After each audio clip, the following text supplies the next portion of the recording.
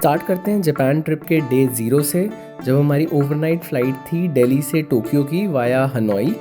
दिन में लगभग 3 बजे के अराउंड हम लोग पहुँचे थे टोक्यो, जो वहाँ पर टिपिकली एयरबीएनबी का चेक इन टाइम भी होता है। स्पेशियस एयरबीएनबी था, तो पहला दिन ही था, हमने थोड़ी ग्रोसरी शॉपिंग करी और उस दिन तो कुछ खास नहीं किया था। तो ये था हमारा प्रॉपर डे 1, जहाँ हमारा सुबह 9 बजे टीम लाइफ प्लैनेट का टिकट बुक था। ये एक इंटरैक्टिव आर्ट म्यूजियम है बेसिकली, जो नेचर के एलिमेंट्स को, जैसे वाटर, एयर, अर्थ, इन सब को हमारे सेंसरी ऑर्गन्स से कंबाइन करता है। यहाँ पर सारे ही रूम्स बड़े इंटरैक्टिव से होते हैं। जैसे जो ये वाला पर्टिकुलर रूम था, इसमें जो भी ड्रॉ करो, जैसे मैंने ये स्नेक ड्रॉ किया था, उसको स्कैन करो तो वो नीचे ज़मीन पे, दीवारों पे रेंगता हुआ जाएगा।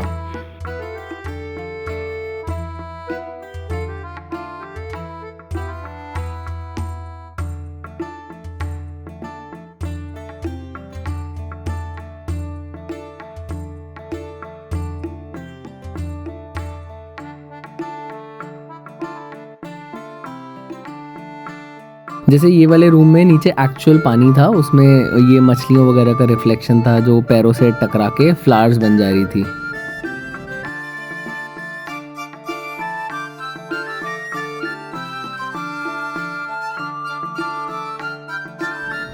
ओवरऑल लगभग 2 घंटे हमने फिर वहाँ स्पेंड किए थे, और वहाँ से निकलने के बाद हमने आसपास देखा कहाँ जा सकते हैं।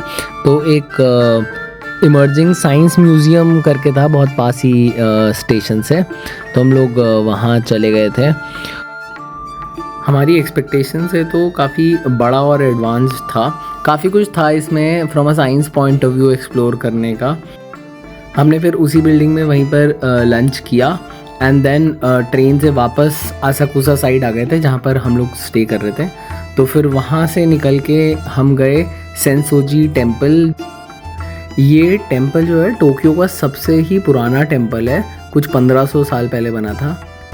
यहाँ पर हमने फॉर्चून स्लिप भी निकाली, जिसको जापानीज़ में ओमीकुजी बोलते हैं, जिसमें इसको शेक करके इसमें से एक स्टिक निकालते हैं और स्टिक पे एक नंबर लिखा होता है, जिस नंबर वाले ड्रॉर में से आप अपना फॉर्चून निकालते हो। फिर शाम को हम लोग अकिहाबारा गए थे, जहाँ पर पहले तो योदोबाशी गए थे, जो एक काफ़ी बड़ा उनका इलेक्ट्रॉनिक स्टोर है। फिर गीगो नाम के आर्केड में गए थे, जहाँ हमने बहुत सारी क्लॉ मशीन्स पे टाइम पास किया। End day 1 and see you on day 2। तो ये शुरू होता है हमारा डे 2।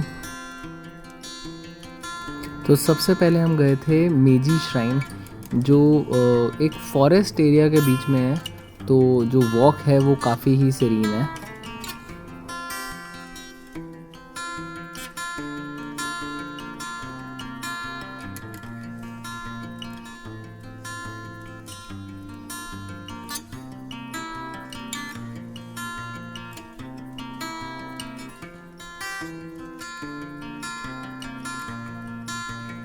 हमने पूरे ट्रिप पे एक ये स्टैम्प बुक कैरी कर रखी थी। इसमें जहाँ जिस भी स्टेशन पे या श्राइन में कहीं भी ये स्टैम्प मिलता था, ज़रूर लगवा लेते थे। तो ये लगाना मत भूलना अगर आपको भी ऐसा कर रहे हो तो।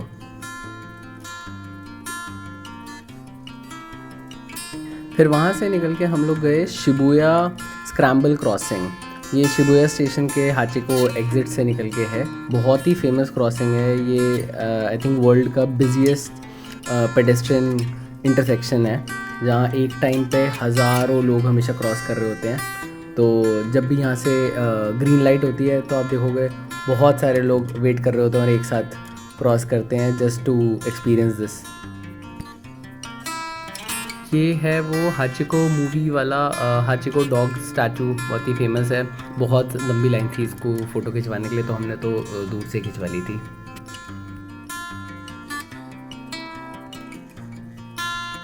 फिर वहाँ से निकल के हम लोग गए थे गिंजा, जो शॉपिंग के लिए फ़ेमस है। काफ़ी ब्रांड्स के शोरूम है वहाँ, एंड स्टेशनरी की भी कुछ कुछ बड़ी दुकानें हैं। जैसे ये थी फेमस इटोया गिंजा, जिसमें 12 फ्लोर्स हैं केवल स्टेशनरी से भरे हुए। हर फ्लोर पे अलग थीम है।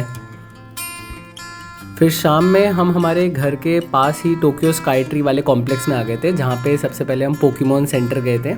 वहाँ से कुछ कुछ हमें एक आध किसी फ्रेंड के लिए कुछ ख़रीदना था।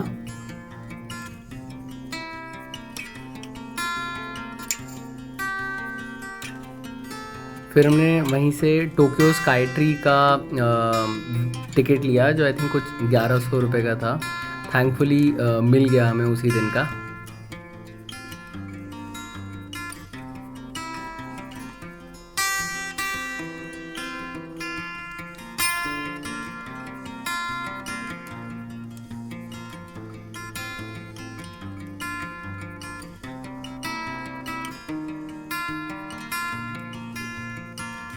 उसके बाद हमने उसी कॉम्प्लेक्स में अमारा नाम के एक इंडियन रेस्टोरेंट में डिनर किया एंड डे 2 ख़त्म। सी यू ऑन डे 3। तो ये था हमारे जापान ट्रिप का डे 3, जिसको ओरिजिनली तो हमने वैसे माउंट फूजी जाने के लिए रखा था, लेकिन मौसम इतना अच्छा नहीं था तो लोगों ने बोला कुछ खास दिखेगा नहीं इतना दूर जाके। तो हम लोगों ने एक डे ट्रिप प्लान कर लिया था कामाकुरा नाम के एक पास में ही शहर का। 1-1.5 घंटे का रास्ता था और काफ़ी ही अमेजिंग दिन रहा ये। बहुत ही ग्रीन शांत सी जगह थी। तो सबसे पहले हम वहाँ पर स्टेशन से उतरते ही पास में वॉकिंग में मेजेत्सु इन करके एक श्राइन था, जिसको हाइड्रेंजिया टेम्पल भी बोलते हैं, वहाँ गए थे। बेसिकली हाइड्रेंजिया वो एक ब्लू से कलर का फ्लावर होता है, काफ़ी सुंदर सा, जो यहाँ पर अप्रैल मई वाले सीज़न में उगता है। तो हम तो चेरी ब्लॉसम के बाद ही गए थे, तो बहुत ही लिमिटेड देखने को मिले। जैसे कि आप ये देख रहे हो, एक ये दिख रहा है।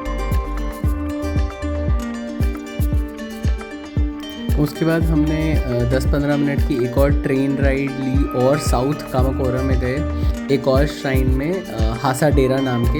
ये भी बहुत फेमस है, अगेन बहुत सिमिलर लुक्स। ये एक बुद्धिस्ट टेम्पल है और इस टेम्पल की खास बात ये थी कि इसमें हर जगह ये छोटे छोटे बुद्धा स्टैचू थे, जिनको जीजो स्टैचू कहते हैं।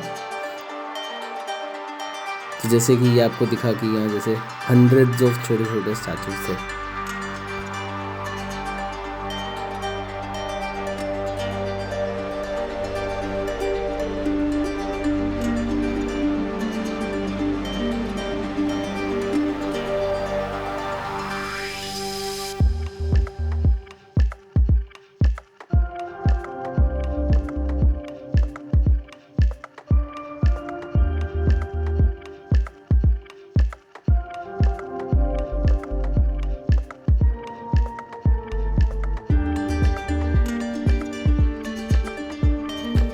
वहाँ से फिर वॉकिंग डिस्टेंस पे ही एक और जगह है कोटोकू इन करके, द ग्रेट बुद्धा जो उसको कहते हैं। वहाँ पर बहुत बड़ी सी, ये देख रहे हो आप, स्टैचू है बुद्धा की। वहाँ से निकल के हमने ट्रेन ली थी एनोशिमा तक की। वो पूरा जो रास्ता है वो समुद्र के किनारे किनारे चलता है, तो बहुत ही प्यारा व्यू आता है वहाँ से। बट हम जब गए थे तो थोड़ी बारिश हो रही थी, तो इतना अच्छा व्यू नहीं आ रहा था। ये वहीं पर एक स्टेशन से हमने कॉइन मशीन में से कॉइन भी प्रिंट किया था। बस फिर डे 3 ख़त्म। सी यू ऑन डे 4। तो ये स्टार्ट हुआ हमारे जापान ट्रिप का डे 4। तो ये हमारा लास्ट दिन था टोक्यो में। तो स्वाति ने सबसे पहले तो अपनी जो भी पेंडिंग शॉपिंग थी कॉस्मेटिक्स की और चॉकलेट्स वगैरह की, वो ख़त्म करी। उसके बाद हम निकल गए थे एडो कासल की तरफ, जहाँ पर हमने क्लूक से ही day tour walking trip type का बुक कर रखा था, जिसमें ये गाइड था जिसने हम लोग को डिटेल में इंग्लिश में लगभग 1-2 घंटे इस पूरे कासल के हिस्ट्री के बारे में बताया। ये जो कासल था बेसिकली ये टोक्यो इम्पीरियल पैलेस का ही पार्ट था, और ये बेसिकली हेडक्वार्टर था एडो पीरियड में वहाँ के जो राजा थे। दरअसल जो मेन कासल है वो तो ऊपर पूरा जल गया था 19th सेंचुरी में। अभी बस उसके नीचे की पूरी वॉल रह गई है और वहाँ पे ऊपर चढ़ के वो लोग एक्सप्लेन करते हैं पूरी हिस्ट्री। बट चारों तरफ गार्डन और भी मल्टीपल और स्ट्रक्चर्स, वो काफ़ी ब्यूटीफुल है। वहाँ से निकल के हम लोग गए थे टोक्यो मेट्रोपॉलिटन गवर्नमेंट ऑब्जर्वेटरी। यहाँ पर 50th फ्लोर तक जाना एब्सोल्युटली फ्री है टूरिस्ट के लिए, और यहाँ से ऑलमोस्ट पूरे टोक्यो का बहुत ही बढ़िया व्यू आता है। और यहाँ से इनफैक्ट माउंट फूजी भी दिखता है अगर इतना क्लाउडी वाला वेदर नहीं हो तो। जब हम गए थे ना तब उसके 2 महीने बाद ही वर्ल्ड एथलेटिक चैम्पियनशिप्स प्लान थी टोक्यो में, जिसके पूरे थीम पे वो गवर्नमेंट ऑब्जर्वेटरी में एग्जीबिशन थी।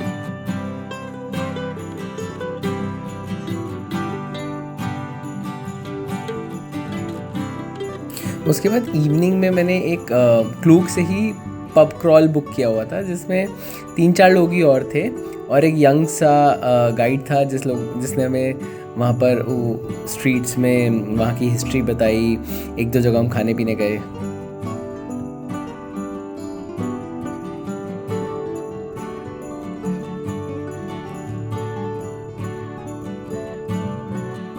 फिर एक जगह गए थे वहाँ पर हमने, जहाँ पर अलग अलग तरीके की साके टेस्ट करी है। ये एक तरह की वाइन ही होती है। 6 अलग अलग तरीके की साके टेस्ट करी, और उसके बाद फिर हम लोग एक और पब में गए जहाँ पर हम लोगों ने कैरियोके किया 1 घंटा। बढ़िया मस्त फन था ये। और इसी के साथ day 4 over, see you on day 5। तो ये था डे 5, जिस दिन सुबह चेकआउट करके हम लोग क्योटो की तरफ निकल गए। तो हमारी बुलेट ट्रेन बुक थी सुबह कुछ 10-11 बजे के बीच में, तो वहाँ के स्टेशंस पे। और ये द फेमस बुलेट ट्रेन जो लगभग 300 की स्पीड पे चल रही थी, और 2-2.25 घंटे की राइड में हम लोग पहुँच गए क्योटो। और ये था हमारा वहाँ का होटल कम एयरबीएनबी, जिसमें नीचे ये बहुत ही सही कॉमन एरिया था जहाँ पर आप कुछ भी बैठ के खा पी सकते हो। और ये हमारा एयरबीएनबी। यहाँ पहुँच के हमने पूरा दिन ऑलमोस्ट एकदम मस्त रिलैक्स किया, आराम किया। और शाम को हम लोग बाहर निकल गए क्योंकि गियोन मत्सूरी नाम का एक फेस्टिवल था जो उसी दिन था क्योटो में। वहाँ एक परेड टाइप की निकलती है ये लोगों का, एकदम जो फेस्टिवल होता है इसमें वाइट कलर के काफ़ी यंग लोग सब कपड़े पहन के आते हैं, और फिर एक झांकी टाइप की निकलती है। वहाँ से ही आगे जाके हमने फिर एक इंडियन जगह पे खाना खाया, और निकलने के बाद वहाँ से वापसी में थोड़ी सी ग्रोसरी और चॉकलेट वगैरह की शॉपिंग करी।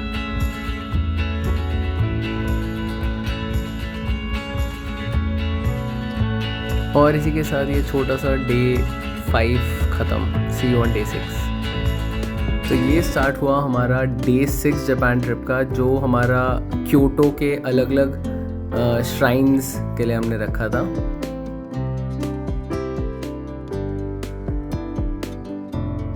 तो पिछले एयरबीएनबी की तरह इस एयरबीएनबी से भी एकदम वॉकिंग डिस्टेंस पे ट्रेन स्टेशन था, लगभग 5 मिनट की दूरी पे। जहाँ भी जाना होता था उसी से ही जाते थे। तो सबसे पहले हम सुबह फुशिमी इनारी कवर करने के लिए चले गए, और धूप बहुत थी इस दिन। फुशिमी इनारी स्टेशन पर उतरने के बाद लगभग 10 मिनट का वॉक करना पड़ता है। ये क्योटो की सबसे ही फेमस जगह है, तो इसमें ऑलमोस्ट हर टाइम ही भीड़ रहती है। जो ये आप गेट्स देख रहे हैं इनको टोरी गेट्स कहते हैं, एंड आई थिंक यहाँ पर कुछ 10,000 से भी ज़्यादा टोरी गेट्स हैं पूरे टेम्पल में। ये पूरा रास्ता ऊपर तक जाता है।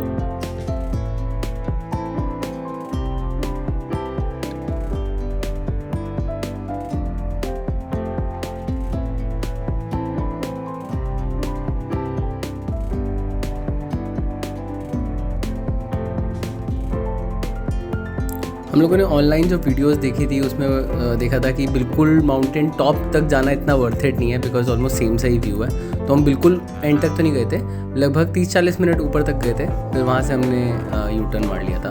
मोस्टली लोग वहीं से ही वापस आ जाते हैं।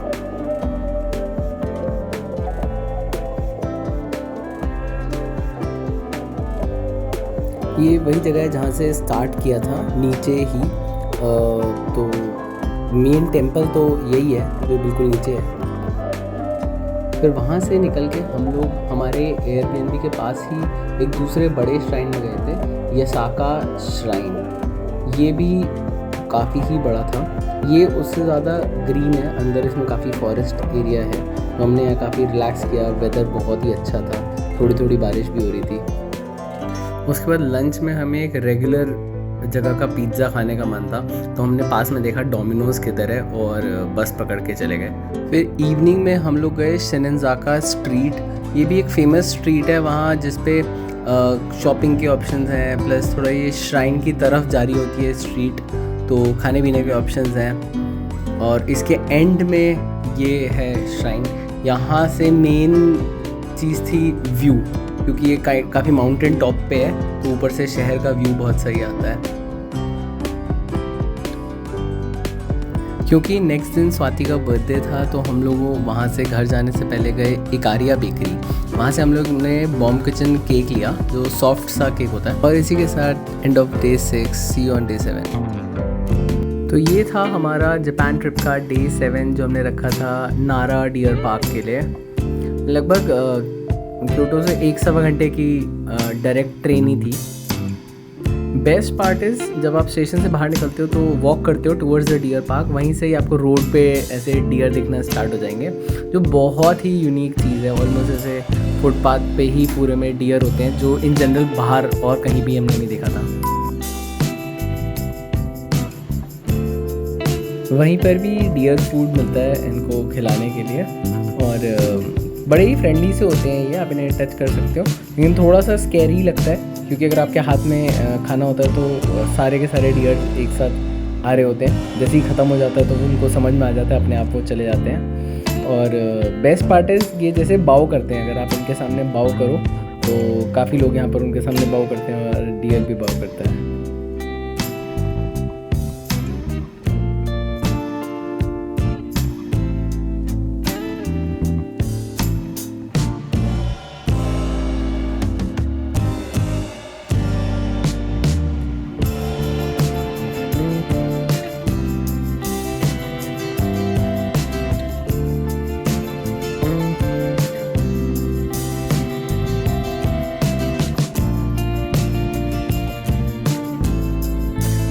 पार्क से ही ऑलमोस्ट 1 से 2 किलोमीटर की रेंज में वॉकिंग डिस्टेंस में एक और टूरिस्ट लोकेशन है, टोडाइजी हॉल नाम था आई थिंक उसका। मोस्टली टूरिस्ट उस पार्क से आगे बढ़ते हुए उसी में जाते हैं, जो भी एक बुद्धिस्ट श्राइन था, जो हमने बाहर से ही देखा। यहाँ बाहर बैठ के थोड़ा रिलैक्स किया, डियर्स को देखा।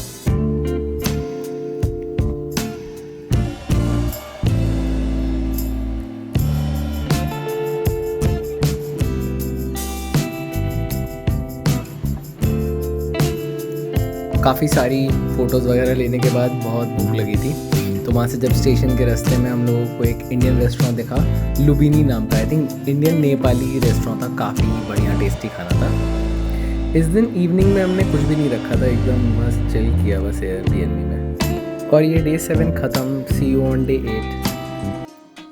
तो ये स्टार्ट हुआ हमारे जापान ट्रिप का डे 8। ये दिन हमने ओसाका लोकल घूमने के लिए रखा हुआ था, तो हम लोग सुबह ही ओसाका आ गए थे। और वहाँ से पहले सुबह तो पोकेमॉन सेंटर गए थे, एंड उसके बाद दोपहर तक हम लोग पहुँच गए थे उमेडा स्काई बिल्डिंग। ये 1993 की बिल्डिंग है, जो काफ़ी फेमस है यहाँ, क्योंकि जो व्यू दिखता है ऊपर 360 यहाँ से पूरे सिटी का, मस्त अमेजिंग है।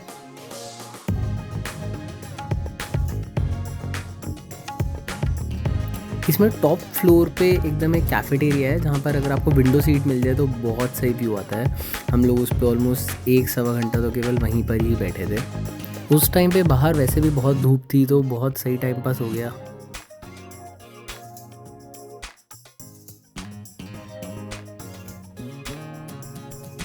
काफ़ी देर नीचे कैफेटेरिया में बैठने के बाद हम लोग फिर ऊपर गए थे, जो पूरा वो 360 डिग्री व्यू वाला टेरेस है।